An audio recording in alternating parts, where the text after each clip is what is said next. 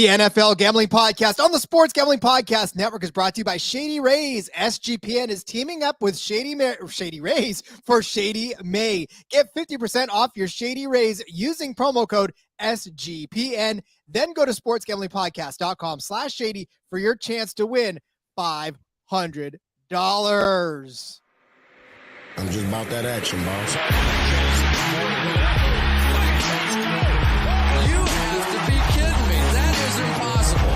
I'm raising the ante. Anybody wants any deal?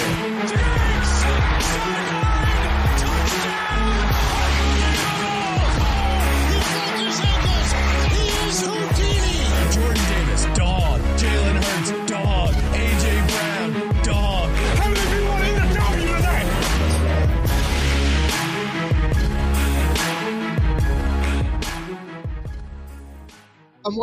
Welcome to another episode of the NFL Gambling Podcast here on the Sports Gambling Podcast Network. Once again, about that it is action, a full boss. house.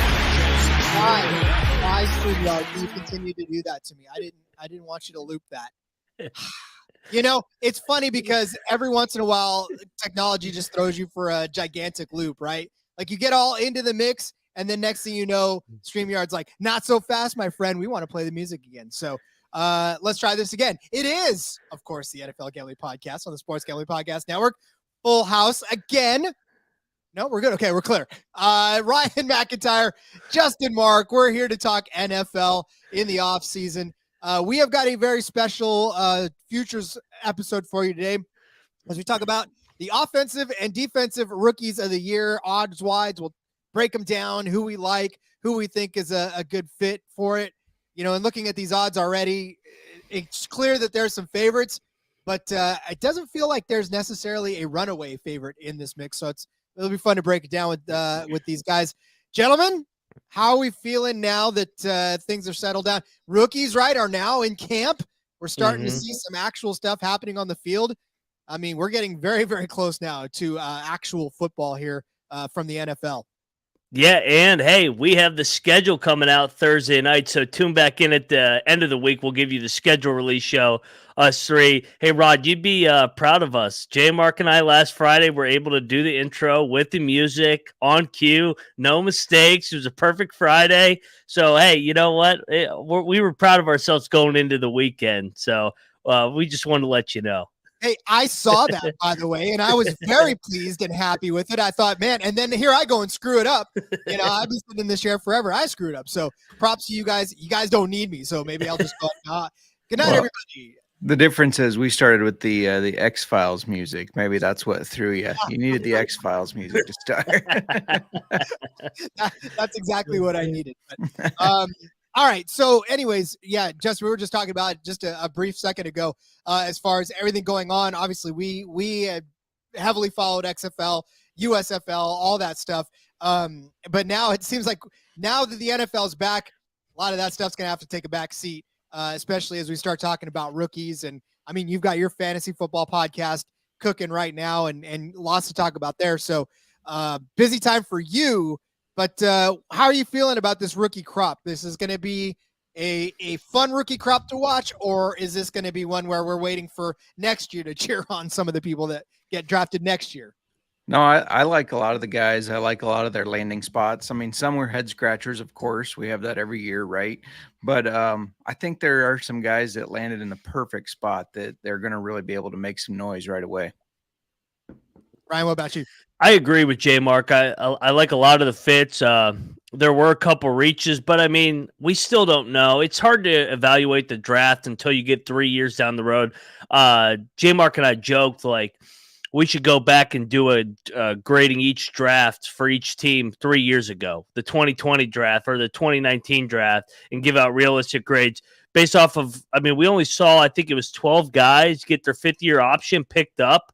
Headed into their fifth year. I mean, who had in 2020 Chase Young, for example, not getting his fifth year picked up? He was defensive rookie of the year. So it's so hit or miss with the draft. But I mean, I like a lot of these guys' fits and looking forward to diving into some rookie of the year candidates. Well, look, nothing says that more than Trevor Lawrence. And sorry, I jumped all over that, but nothing says that more than Trevor Lawrence. Like, it took him a couple of years to get in there and to actually be somebody. And now we're starting to talk about him being a contributor. So, Real quick, before we get to these rookies, I have to ask Ryan because he is our Washington Commanders specialist here. Yep. Wait, are they getting Andrew Luck? What's with the Andrew Luck talk here? This is fake news, Ursay again. It's just him and Snyder going at it. I mean, come on, let it go. Snyder's still on the team. Leave us alone. Let us have a peaceful couple months headed into September. I think they're still better that the Skins were able to get him in Indy this year. So yeah, Washington and Indy, it's like turned into a quiet rivalry, although they only play every couple years. He wants an investigation even. He thinks there was some tampering. I think we should investigate him. Yeah, I think you can find plenty of skeletons in that closet. I mean, everybody will agree. He's kind of gone off the deep end, man, over these last couple of years, man. You know, it's crazy because for Andrew Luck's sake, here's the thing, right? I took 9 years in between my active duty time and my National Guard time. And when I joined back up into the Army again, I was like, man, this is a young man's game. I can only imagine taking a break from football like that, suiting back up again and getting hit and pummeled and just beat to holy hell after, almost basically a full career of doing it. You walked away because you didn't want to get hurt in the first place. So, why come back again to subject yourself to it? Well, and I don't know if you guys have seen him recently, but he doesn't look like he's in football shape. No, and the ironic thing is that Jacoby Brissett was the one that relieved Andrew Luck. Jacoby Brissett now maybe the starting quarterback for Washington. So kind of coming full circle. I might still want to take Andrew Luck right now. So Ron still doesn't know if we're eliminated from the playoffs. So maybe Andrew Luck would be an upgrade. Well, for all we know, Andrew Luck is sitting around sipping Mai Tais with some sunglasses on, and they very well could be Shady Rays because Andrew Luck is a smart man. And Shady Rays is teaming up with us, the SGPN, for Shady May. Not only do you get an amazing 50% off of your pair, but you also get a chance to win $500. Shady Rays, as I've told you time and time again, has got you covered from the sun to the slopes with premium polarized shades, customizable snow goggles, and so much more. Shady Rays have durable frames and extremely clear optics for all of your outdoor adventures, and that's not all. Shady Rays offers the most insane protection in all of eyewear. Every single pair of sunglasses you get is backed by lost and broken replacements. What does that mean? Well, you take it out of the box seconds after you break them, or after you take them out of the box and you break them, you get them replaced for absolutely no cost to you. And the best part of all, they won't ask you why, how, or what happened to the shades. They'll just take them back, give you your new pair, and you'll be on your way.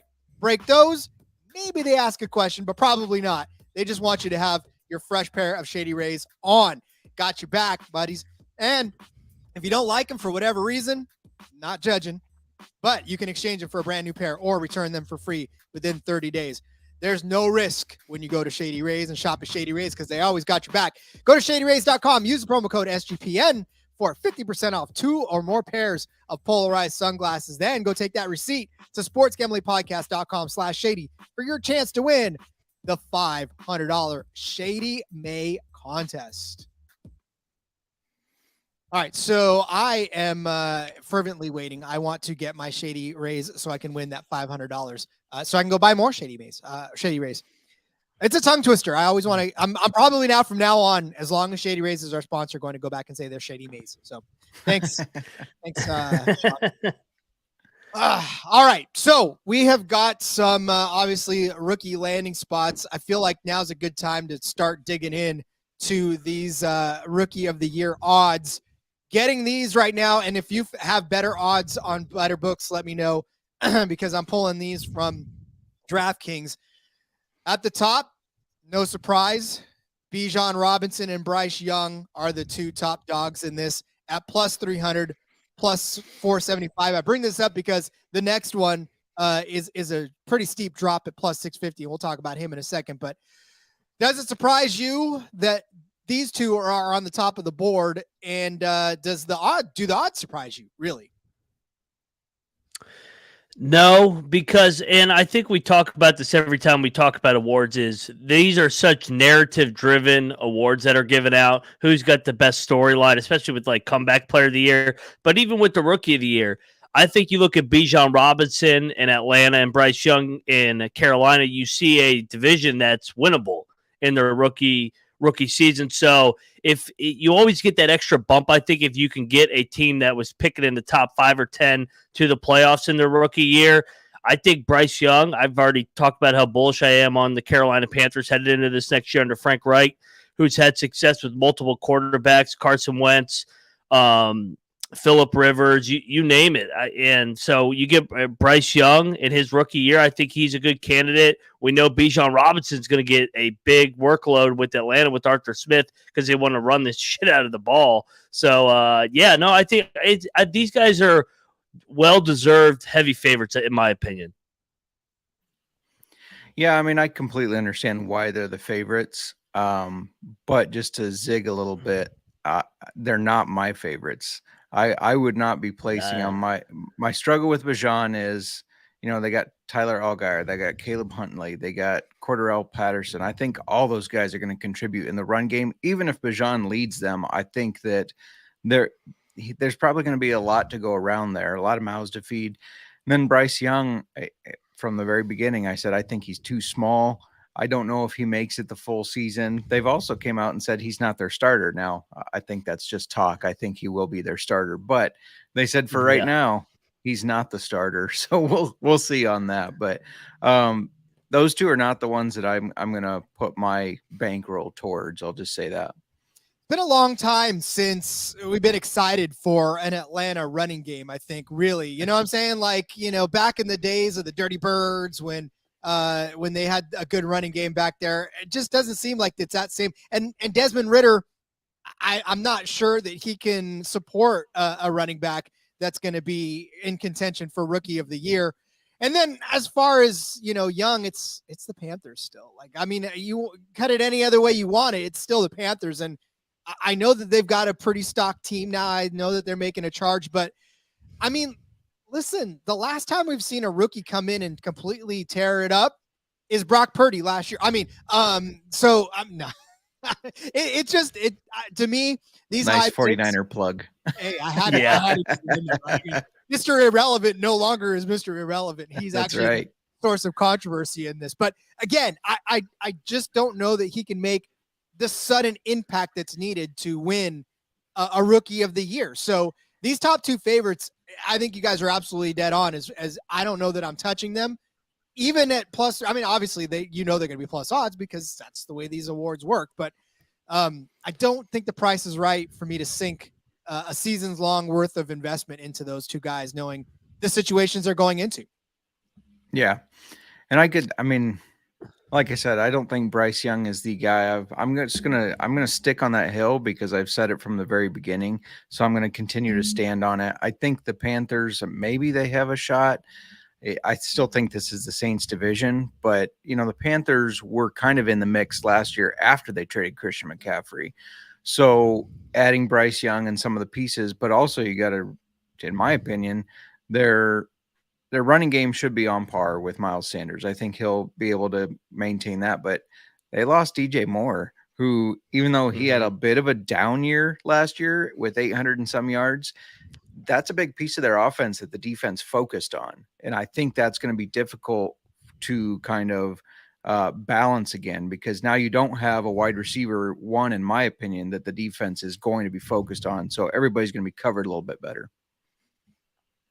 Yeah, and to piggyback off that point, JMark, this has been a wide receiver award the last 2 years. Jamar Chase coming on the scene in year number 1 with Joe Burrow for the Bengals, and then last year was Garrett Wilson with the New York Jets. A quarterback hasn't won this award since Justin Herbert, and a running back hasn't won the award since Saquon Barkley back in 2018. So this has started trending more towards the wide receiver. So I think, and we'll get into some of these longer shots, I think there's definitely some value the more and more you dig down the board. And, I mean, we talk about Brock Purdy. Brock Purdy, if he had had a couple more games, would have easily won the Rookie of the Year. Agreed. Oh, easily. But, and you think about how much more easy it is for a wide receiver to make an instant impact on their offense than a quarterback who 9 times out of 10, if they're that high of a draft pick, it means that there's been problems around them that they're trying to fix. a la Trevor Lawrence, bring that up again, right? It took him a couple of seasons for them to finally put enough pieces around him to make that team a formidable force. All number 1 draft picks, but it worked, right? Eventually it worked for Jacksonville. Carolina, they've got a little more going for them than Jacksonville did when they drafted Trevor Lawrence, but still, it's going to take a while for him to solidify himself in that offense. Therefore, I don't think it's going to be a award that he's going to walk away from, unless, of course, he Cam Newton's in his first year and completely transcends the position and, makes some noise. But I don't know. I'm not. He's going to be a good quarterback. Let's not get that twisted. It's just I don't think he's going to be. Justin's like, the jury's still out on that. I just don't think it'll be instantaneous. And in his rookie season, that's all. He's going to be an excellent XFL quarterback for sure. Whoa, you're not even sending him to the USFL. That's right. That's fantastic. You can tell he does the XFL gambling podcast. Right. That is true. All right, let's step away for another quick break. When we come back, we'll continue on down the road. Those first two, for as much as we weren't going to bet on them, they sure took up quite a bit of time, but that's all right. This is the two favorites that a lot of people are going to want to know whether or not to bet on. So I think we knocked them out for you. So, all right, step away. When we come back, we'll talk about some more offensive rookie of the year candidates. We like them or not. But dating is not easy, folks. And especially in this day and age of swiping left, swiping right?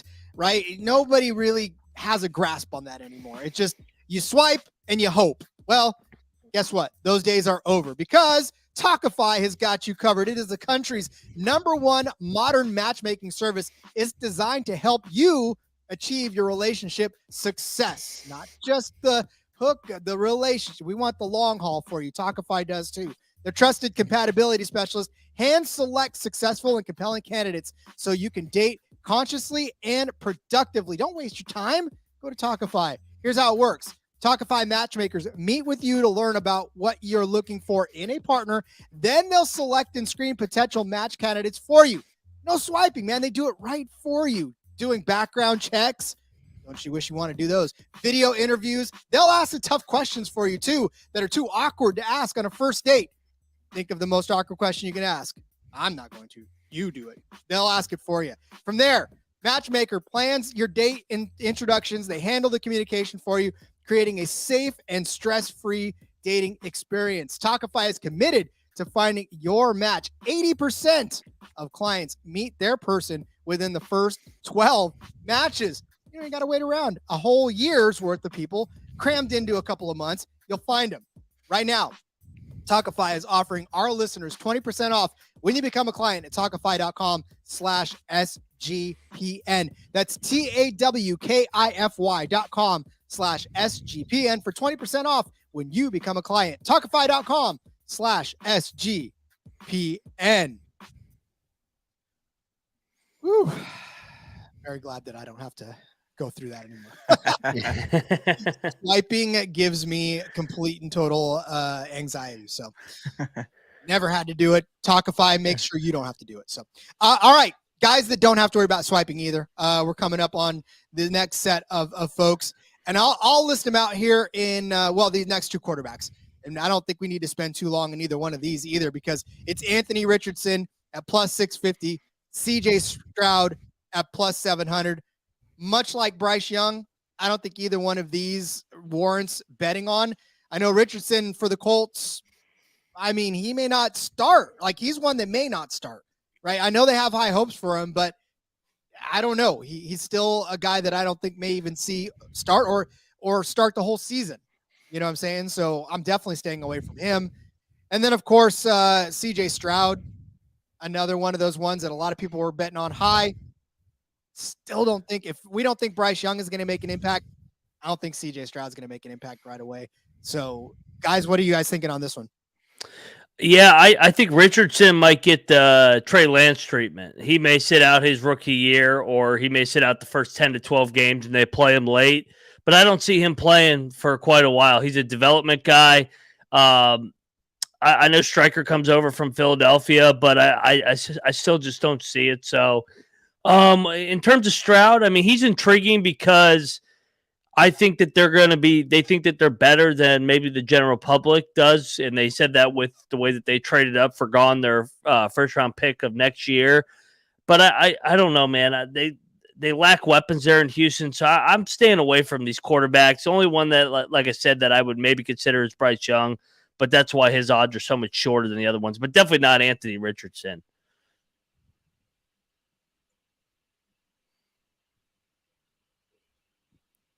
JMark. Justin's doing some research over there. Can you guys hear me? I think I'm frozen. No, You're back. Yeah, there he Okay. is. My screen's frozen, but if you guys can hear me, we're good. Yeah. I kind of like CJ Stroud. He's the first one that piqued my interest as far as rookie of the year. And the reason is, Ryan kind of hit on how it's a narrative based thing. There, we're back. Now I'm not frozen. A narrative based award. If you think about, they added, I already kind of, when we're talking draft grades, I think they added the best quarterback in the class and they added the best player in Will Anderson. So you added two guys on different sides of the ball there that I think are going to immediately elevate this team. And if you think about how bad this team was, and they are in a division with the Titans where Ryan Tannehill's on his way out the door, the Colts, who were really bad last year, and now maybe they start Anthony Richardson, maybe they don't. And to Nag's point in the chat, the Colts were so bad. Agreed. And so I think the Texans might be able to make some noise. They have a good running back in Dameon Pierce. They have some offensive weapons. They got Dalton Schultz, who I think is a great piece for a rookie quarterback because he's going to be exactly where he needs to be. He's a great route runner. He's got good hands, and he's going to be where he needs to be to bail the quarterback out. So I kind of like taking a little shot on CJ Stroud because I think he's going to be able to make a little bit of noise. I think the Texans are going to be better than expected. And if you just think about how bad they were last year, if he can even turn it around somewhat, he's going to be in that conversation. But then my question is on that point, if he does turn them around and makes them a 500 team, but there's a wide receiver that goes over 1,000 yards, catches 10 touchdowns, like which one weighs more into that? Obviously, you know what I'm saying? Like I get it. I think for Stroud to win the rookie of the year, the Texans have to make the playoffs. And you know what I'm saying? Like that miraculous of a turnaround, because no one's going to really say that it was great, even though we know, right, as football fans, as anybody that watches football, how great it is, right? If they don't go to the playoffs, then it's like, meh, he's another year away. You know what I'm saying? Right, if he true. gets to the playoffs, now you got a story. True. Yeah, no, I completely agree. You're kind of with this award. I know that the Jets did not make the playoffs and they won both rookie of the years, but you look at it. I mean, the Jets were in contention because of their two rookies, Sauce Gardner and Garrett Wilson. Looking at the years prior to that, I mean, Justin Herbert, yes, they were right there to make the playoffs, but he had an historic rookie season. And Chase Young, when he won it, they were a playoff team. Nick Bosa with the Niners, they were a 1 seed. So it's such a narrative, and it helps when you're on a winning team that drives that narrative even more. So with these rookie of the year long shots, I think you're just kind of looking at teams that you're more high on. So JMark's high on the Texans going into the year. For him, I think CJ Stroud would be a great pick if he thinks that the Texans have a chance to contend for a wild card or even challenge the Jaguars in the AFC South. Still a tall order, though. I will tell you that sure. right now, for sure. Yeah, and if he does it, listen, he gets my vote for sure because that'd be a hell of a turnaround. All right, now we're getting into the area where I think there's some interesting stories here. We're getting away from the quarterback position and we're getting into the wide receiver position, and some of the top wide receivers picked in this draft, right? JSN, Jackson Smith and Jigba, is at plus 750, and then JMark Gibbs at plus 900. Listen, for JSN, he's going to Seattle, right? And you know how great Geno Smith was. I'm worried because we know how great Geno Smith was last year, and now he's got to do it again. He's gotten paid. And we talked about that in the betting preview where we were thinking about, can he get this done? Will the pressure be too much? And then can he bust through Tyler Lockett and DK Metcalf in order to get the necessary, I guess, attention that would warrant him being a rookie of the year? Can he eclipse 1,000 yards on a team with already 2,000-yard receivers and a quarterback that may not be able to sustain that again? Yeah, the Geno thing is interesting, and you could say the same thing for Daniel Jones because he got paid as well in New York. I think that the culture is really good there in Seattle, and he is going to a competitive wide receiver room with Metcalf and Lockett. But Jamar Chase did the same thing with Higgins and Boyd.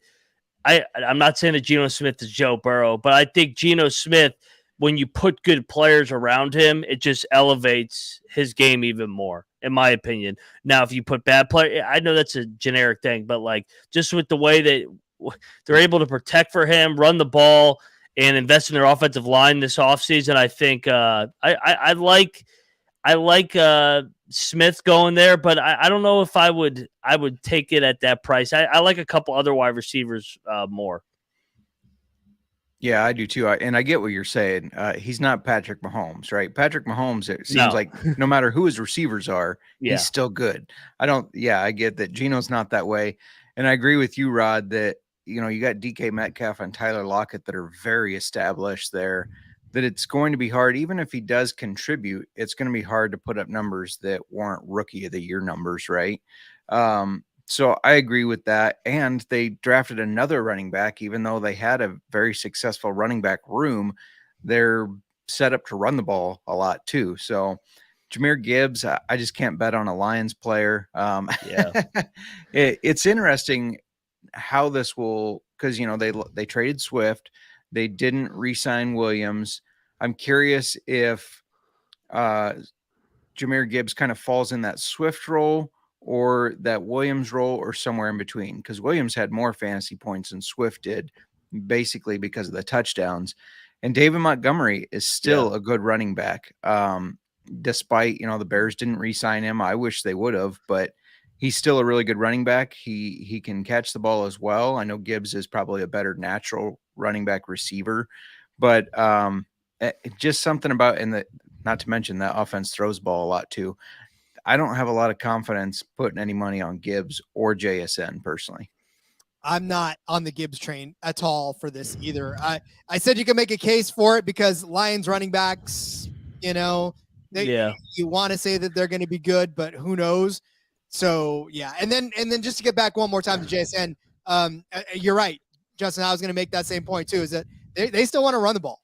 Like they got three fantastic receivers, but they still want to pound that ball. Like there's no getting away from that in Seattle. They like to run. For sure. Yeah, and I agree with you on Gibbs. Gibbs is going to a crowded backfield with Montgomery and Williams. I don't see how they're going to – they said they want to throw it to him more, but I don't know. I feel like we've heard that before. Like these teams become infatuated with these weapons that they call them coming out of the draft. They fall in love with the guy. I don't see him having the production that everybody else is saying. Yeah. And he's a Lion, so automatically and he's a Lion, grade him down a little bit. A hyped Lion, no thank you. All right. Well, let's I want to take a look at these next two, and then we'll sort of just turn it out into, because as we start to get lower in these odds, now they're really becoming long shots. But these two actually, of anybody, hold a lot of my attention, and that's Jordan Addison at plus 1,700 over there in Minnesota, and then Zay Flowers with Baltimore. These two, I feel like, have a better shot in their offenses than does JSN I know that it's a different position altogether, but for Gibbs as well. Addison, right, joining our Justin Jefferson over there in Minnesota. And then Zay Flowers could almost quickly find himself as a number one receiver if he can separate himself from that crew, because, with what Baltimore's lost, and now with Lamar Jackson there, that could be a new favorite. I mean, Mark Andrews was our favorite weapon for a while. So give me Zay Flowers all day, right?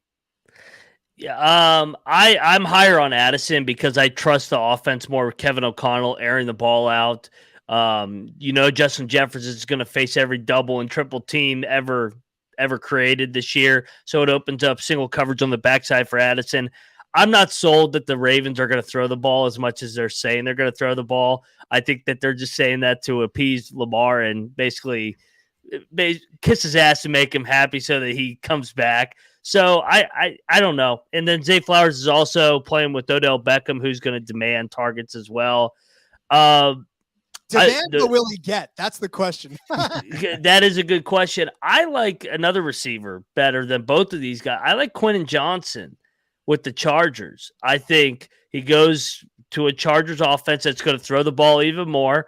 Keenan Allen, Mike Williams, yes, they're talented, but have big-time injury history. You got Justin Herbert. I think Quentin Johnson found the perfect spot there, 20-1, maybe as a long shot here, since we're talking about wide receivers. Yeah. So I said CJ Stroud was the first person that kind of piqued my interest of, I'm probably going to put a little on him. Jordan Addison is my favorite bet for rookie of the year, because not only do they have Justin Jefferson that commands the defense, but they have TJ Hawkinson, who is a top 5 tight end when used properly in the middle there. And that's going to leave Jordan Addison a lot of one-on-one coverage, or even slipping through the zone coverages a lot. So I think he's got a really good chance to kind of break out on the scene there. And, we've seen Adam Thielen, he was averaging around double-digit targets or touchdowns when he was healthy.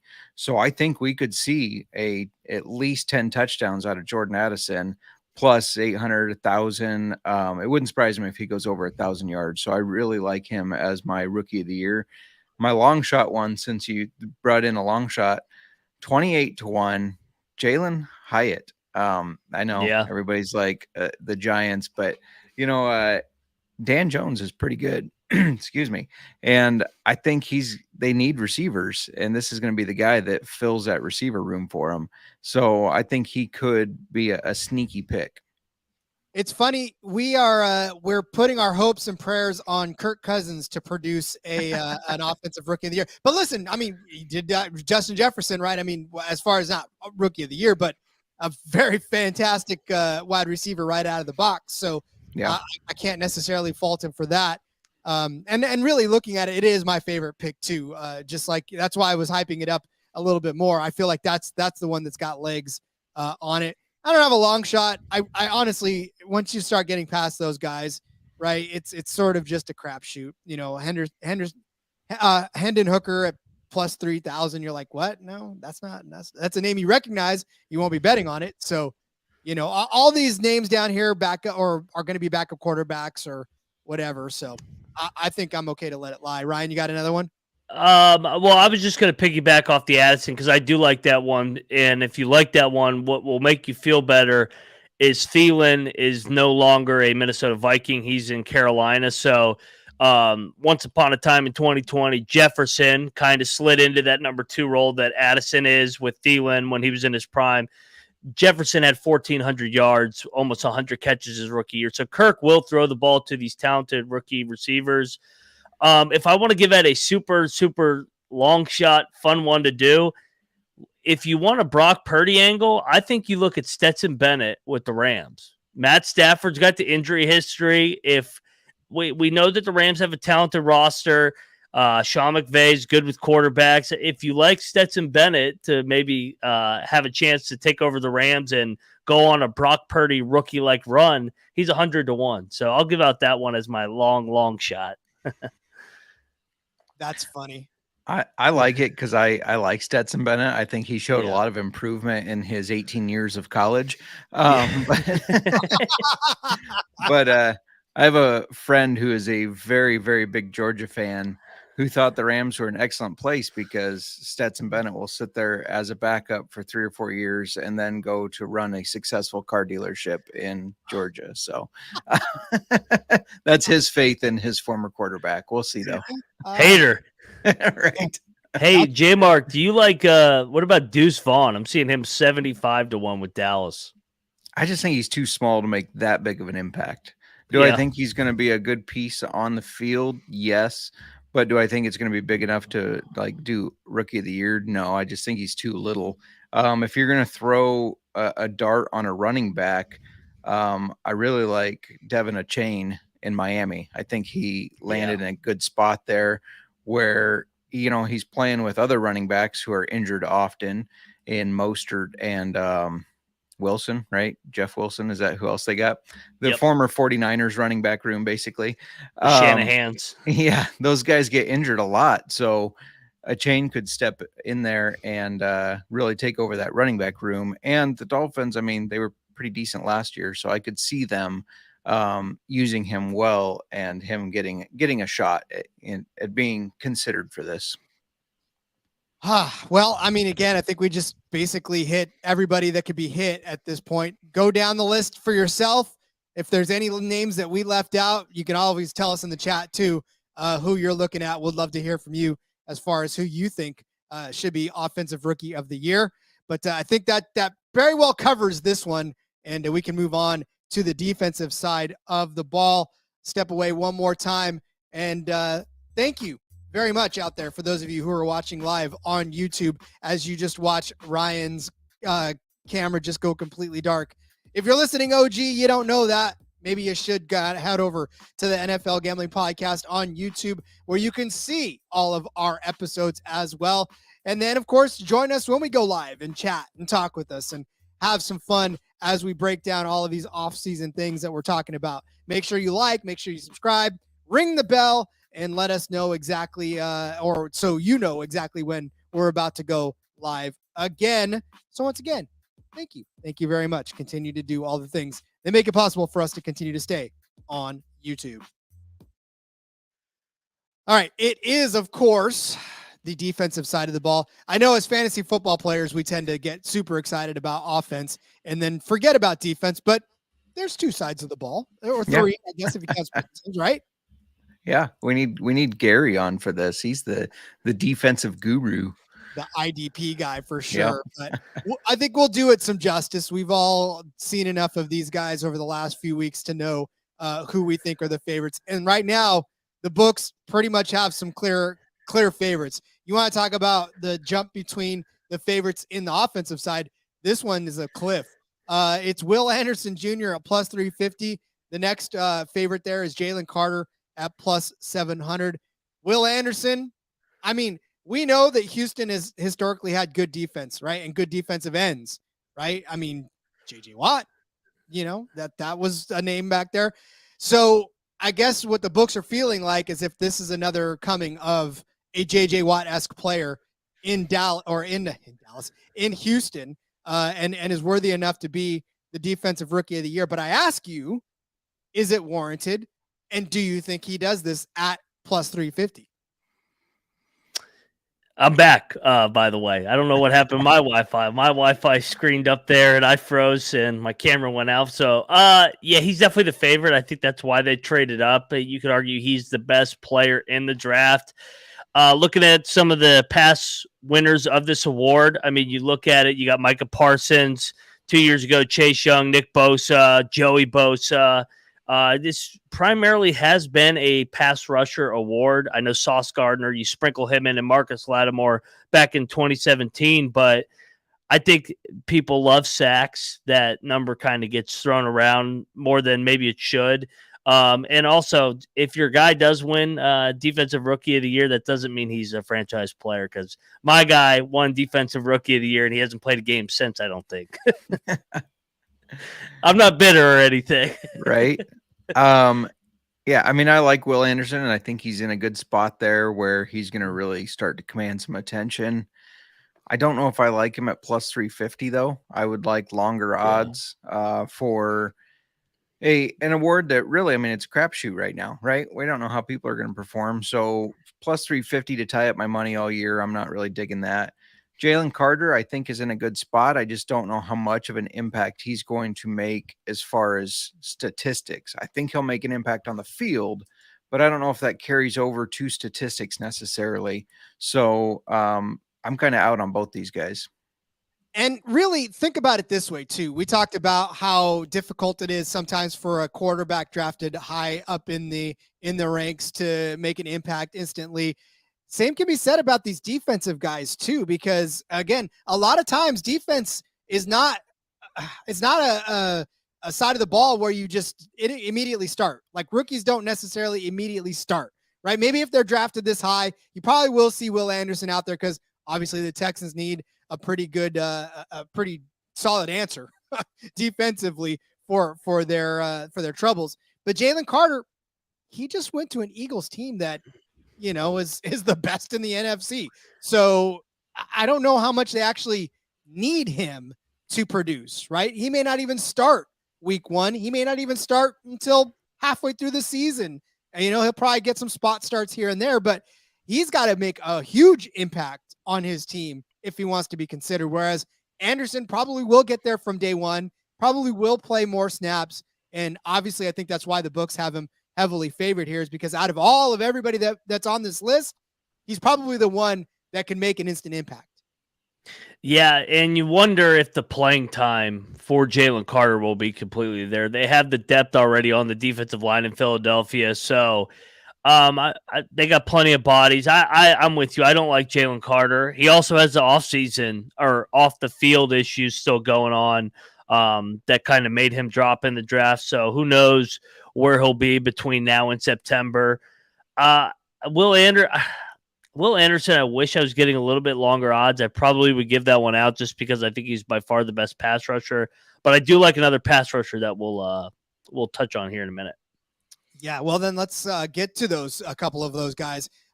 We have next on the list Tyree Wilson at plus 800 and Devin Witherspoon at plus 900. Tyree, right, going over to the Raiders, and then Devin Witherspoon is going to be a Seattle Seahawk. Both of these teams obviously needed defensive help, which is why they got them.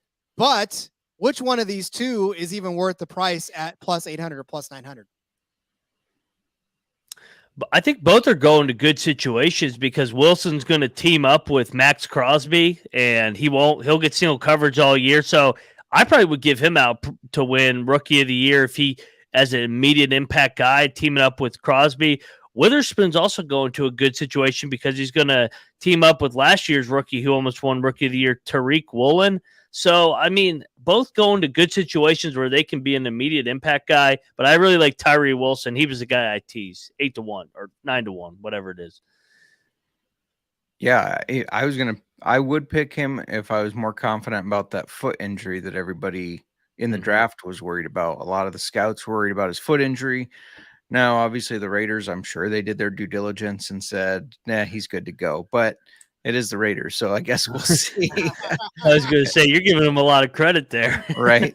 And then as far as any cornerback, I know we almost had one last year, and it seems like, there's almost always one, but you rarely see them get that. I don't know what kind of impact they would need to make on the field in order to win, unless these edge rushers aren't getting sacks or piling up sacks. But so for me, I'm a little nervous taking any cornerbacks. And that's the thing too. We talked about how hard it is for running backs sometimes too to make an instant impact. For these, they would have to intercept the ball like every time they touched it, right? They would have to run back touchdowns every time they intercepted a ball. I feel like the quantifiables of a cornerback or a safety are not as easily felt as an edge rusher. You see the sack. You don't always see the good coverage that allowed the receiver not to get open and not even to get a look. You know what I'm saying? Like, yeah, the casual fan doesn't go, man, I'm so glad that the quarterback went to his third read because this guy was blanketing him, right? I mean, it's difficult unless the announcers kind of bring it to your attention because the camera doesn't follow it. Camera sure as hell covers a sack, right? So I get why it's an edge rusher, and you're right. It's difficult for secondary guys, which, again, Christian Gonzalez next on this list at 10-1, right? Another cornerback. He's going to the Patriots, and I'm not sure that a cornerback on the Patriots is going to make you any sort of money this season.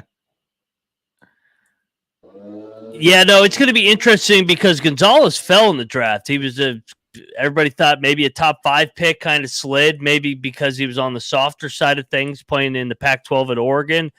But, I mean, he's going to a defensive coach. But you mentioned it. It's tough for a cornerback to win this award because deflections really don't get hyped up like everybody hypes up a tackle for a loss or a sack. You almost got to have multiple pick sixes in order to qualify or just be so dominant like Sauce Gardner. Yep, agreed. I'm staying away from the cornerbacks and safeties and anybody in that defensive backfield.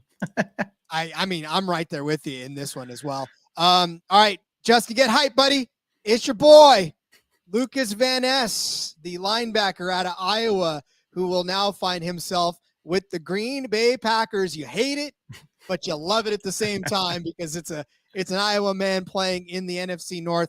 He's about to terrorize your Chicago Bears, but will he do it enough to warrant a bet on Rookie of the Year? He is currently 12-1.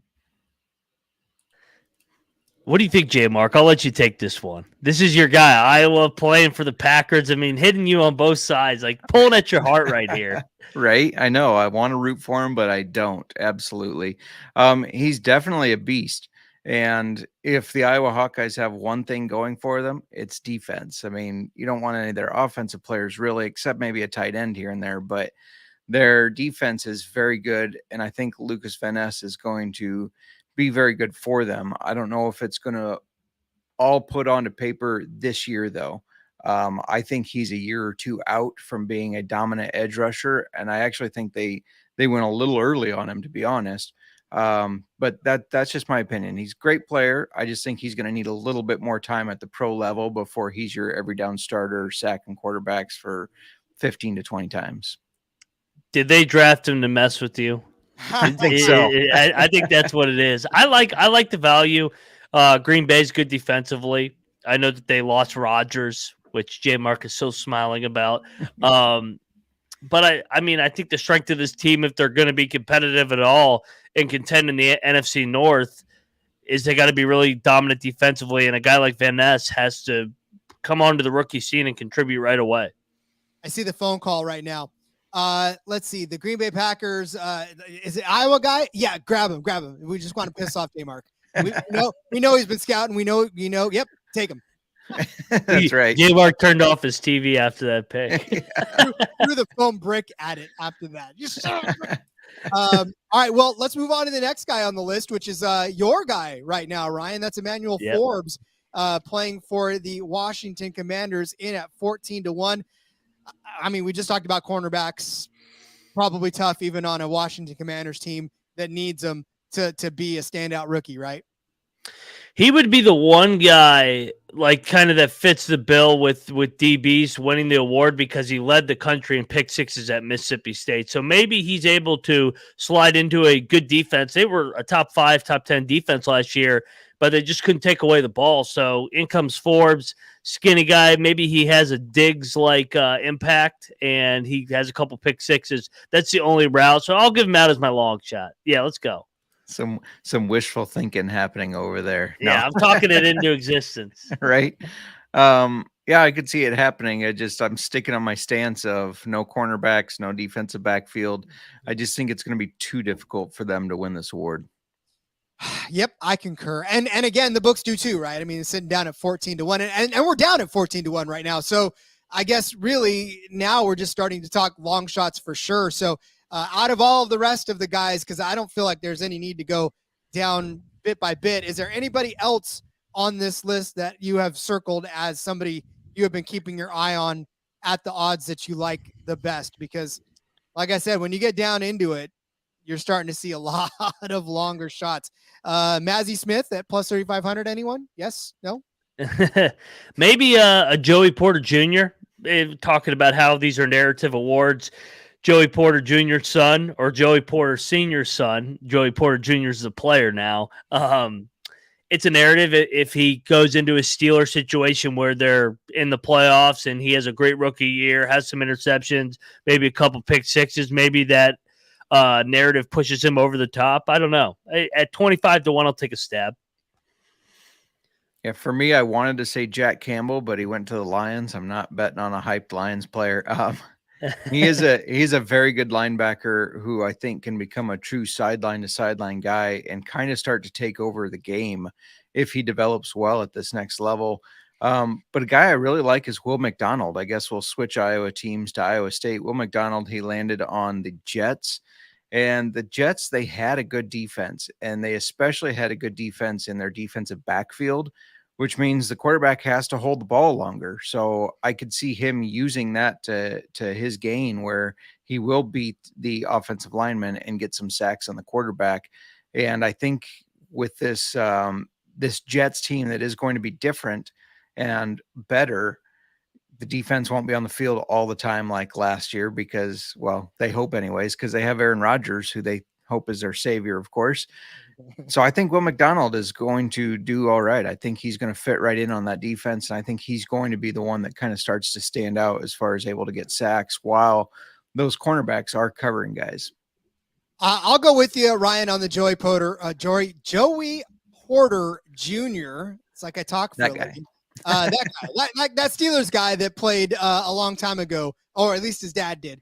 I think that's intriguing to me as well, just to see how well he does in that situation. But again, it's very difficult to nail any of these guys down, especially this crop, other than obviously the odds-on favorite, who's Will Anderson. I feel like everybody else you can make a case for, but it's not as solid as Anderson's would be, especially for opportunity's sake. And, like I said, a lot of the guys, when they draft defensive players, it's not necessarily to start them right away. They're really good depth pieces and to add in later on in the season, right? They don't toss them in day one, because defensive schemes, as much as we harp on offensive schemes being tough, defensive schemes can get pretty tough too. And a lot of these rookies are learning a lot more than what they are used to in college. Go cover this guy. It doesn't work like that anymore. You're talking man, you're talking zone, blitzes, and all this stuff that's going on. So I still feel like sometimes it's harder for the defense to get accustomed, unless of course you're just a straight pin your ear back, get to the quarterback kind of a guy, which again, the most favorite on the board is. Quick question for you guys, just out of my curiosity. What do you think of Nolan Smith? Do you think the Eagles are too deep, or do you think he fits into that Philadelphia Bulldogs defense and can make some noise? Yeah, I was listening to Sean and Ryan talk about this the other day, and I mean, we all know Sean is a big Eagles fan, but they kind of both agreed, like, Philly's just deep on the defensive side of things. The one thing I will say, if one of these Eagles guys with Jalen Carter or Nolan Smith, if they're 14-3 or 15-2 and they're just dominating teams again, they're going to be on a national stage where maybe they have high production games against a Dallas or San Francisco or Kansas City, where it kind of puts you over the top with that narrative. But I don't know. I just think that Philly's so deep defensively as a team that I think Nolan Smith, kind of like Jalen Carter, just get lost in the shuffle. Yep. Again, they're on the best team in the NFC. It is going to be so difficult for a rookie to warrant getting himself into the starting lineup each and every week, let alone staying there and making a lot of noise. So I don't know. You want a super long shot and a homer shot for me? How about D Winters at what is this, 100-1? San Francisco 49ers, baby. Is that the kicker? No, that's not the kicker. Jesus Christ. No, to be honest with you, he's a linebacker, man. So we're talking about somebody who can get to the quarterback and kick the ball at the same time. I didn't know you guys did the draft. I kept waiting for you guys to pick. I go, where are the Niners at? Yeah. It's funny because when SGPN did the full on draft day, right? Kramer says, "Get on and sweat with your team." I was like, "Well, not me. I don't have a big this See you on Saturday." See you on Saturday when we beat the kicker. Hey, we needed a replacement for Robbie Gould. All right, I don't want to hear it. If this guy pans out, because you know how much we kick, we need a good kicker. And I'm okay, especially in a team that is as rich as the 49ers right now. Our biggest problem is that we have 3 quarterbacks that could start for almost any other team in the entire league. So, 2.5. Sam Darnold did start for 1.5, maybe. Trey Lance will be an excellent XFL quarterback. Everybody's at XFL. Taylor Heineke, baby. Yeah, no, Ron, I'll gladly take forgoing the draft if it means I get to play in the NFC Championship. So, I'll take your situation over JMark and I's. No, that's what I'm saying. It's like I don't even mind it at all. But yeah, so like I said, I like D Winters. We'll see what kind of because that defense is always tough, right? Now, of course, it'll be hard to replicate without D'Amico Ryans, but maybe there's still that hangover, and they'll won't have to learn an entirely new system, and he'll make a name for himself. So. Wow. All right. I think we've thoroughly covered both sides of the ball here, the offensive and the defensive rookies of the years, and gave some of our favorite picks. Now all we got to do is wait. See you guys in February as we start to wrap up the who wins what award, right? Right. Yep. All right. Well, is there anything else? Any last thoughts you wanted to toss out on either side of these? Maybe betting strategy here as far as how you want to actually approach betting these futures? I would say if you want to grab some of these longer shots, play that. If you like the favorites, maybe wait and just make sure that they're at least healthy, or make sure that the quarterback situation is at least what you think it's going to be. Don't just grab Anthony Richardson because you liked him at Florida, because there's odds are he's probably not going to start. So wait and see how these mini camps, training camps play out. Make sure that they're in good positions to succeed. And like you said, we'll be back later in the week on Friday. JMark and I will have our laid out plans on how Washington and Chicago are both going to go 12-5 and meet in the NFC Championship. So come back and see us on Friday. Yeah. I don't have any additional thoughts on rookie or defensive of the year, but I know we're not talking MVP, but Justin Fields is 16-1 right now. Go grab him. No homer there at all. Excuse me, sir. I take my D Winters pick over that one for sure. All right. Well, okay. Before we give you any more crazy long shots, no, listen. I loved Justin Fields. I wish we would have taken him. That's on. So that tugs at the heartstrings a little bit for me as well. Why don't we let everybody know where they can find us on social media? Ryan, we'll start with you. Where can the folks find your hard work? Yep.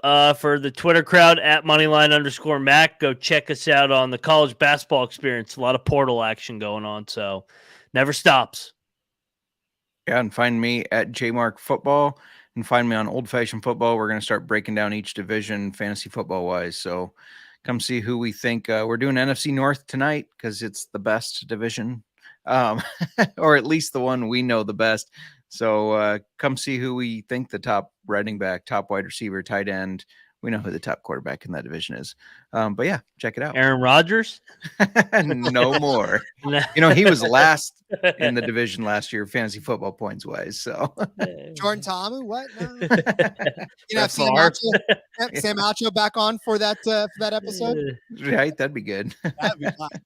Follow me on Twitter at RJ Villagomez. Link in the bio to everything I got going on. Check me out on the NASCAR Gambling Podcast with my good buddy Cody Zeeb, who just got back from Kansas and watched the Noah Gragson and Ross Chastain boxing match.